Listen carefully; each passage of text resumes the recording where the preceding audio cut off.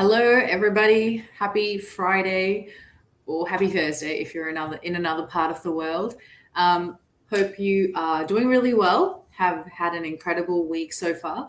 I wanted to kick off the weekend with some interesting thoughts, my Friday thoughts around systems thinking, and I love this idea because it really.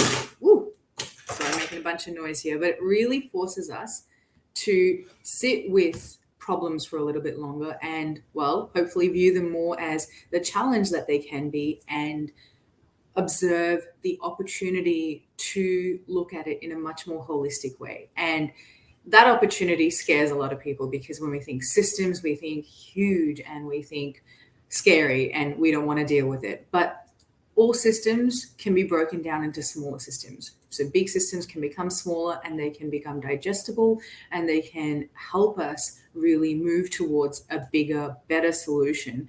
And this is really important in the space of sustainability.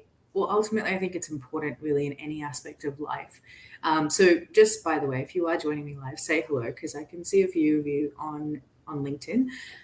But I just wanted to talk about how important systems thinking is for sustainability, because often what I'm seeing, whether it's through a legislative shift in the market or some sort of solution that a consultant has developed for a client, in all kind of areas of sustainable thinking and shifting, the problem lies in the fact that we're looking at a challenge in a very isolated sense.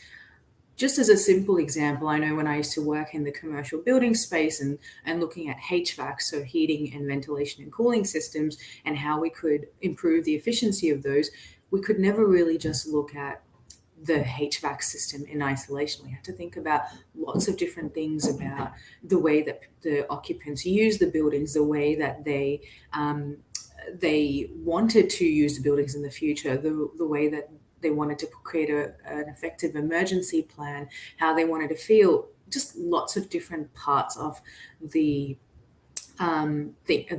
operation of the building had to be considered, even as simple as business admin. So, using printers and computer systems, and when the occupants were in the building, when they were working from home, all of these sorts of things, because just that as an example shows that there are so many moving parts to this heating and ventilation and cooling system that it's beyond just the system, beyond just the units themselves, beyond just the physical units. It is about different stakeholders and their different needs, and then how do we bring all of the right people into the room. And when I say the right people, it's definitely not just leadership. And this is the same as with sustainable strategy and bigger corporate governance strategy and solutions around sustainability, that we can't just have the leaders.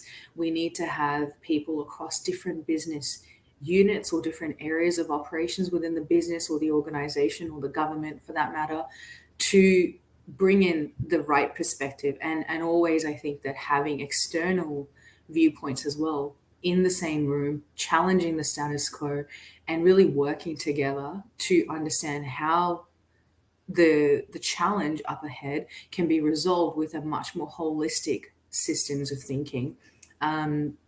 Hey James, how's it going? Yeah, nice that buildings do have to meet sustainability codes. I think that the commercial building space is certainly changing now, but I just wanted to use that really as an example about systems thinking and how that is so important, that we can't just come up with a solution because it sounds nice. It might resolve an immediate need and it might kind of placate the problem that we see at hand.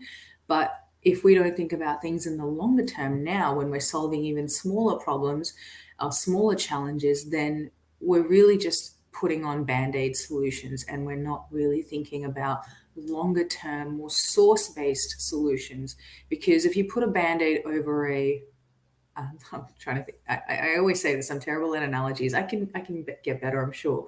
But if you put a band-aid over a fungal infection, okay, on your toe, you're just covering up the problem. You might feel a little bit of relief at first, but it's really not going to the source of the issue, where it might mean needing to change your diet or your the way that you stand or the way that you exercise or the kind of medication that you take. Whatever it is, the point is source-based solutions really get to the source of the problem and really help us then resolve it by, again, as I said, involving the right people in the room and making sure that it's much beyond just the leaders of the organization or the business or the government body. So yes, that's my Friday thoughts on systems thinking. I hope that it was valuable to you. Thank you to those who've joined live on LinkedIn. Next time, don't be shy. Say hello. Yeah, James, I can see you've joined on here as well. So thanks for being here. Have a great day, everybody. Enjoy your weekends and take care. Bye.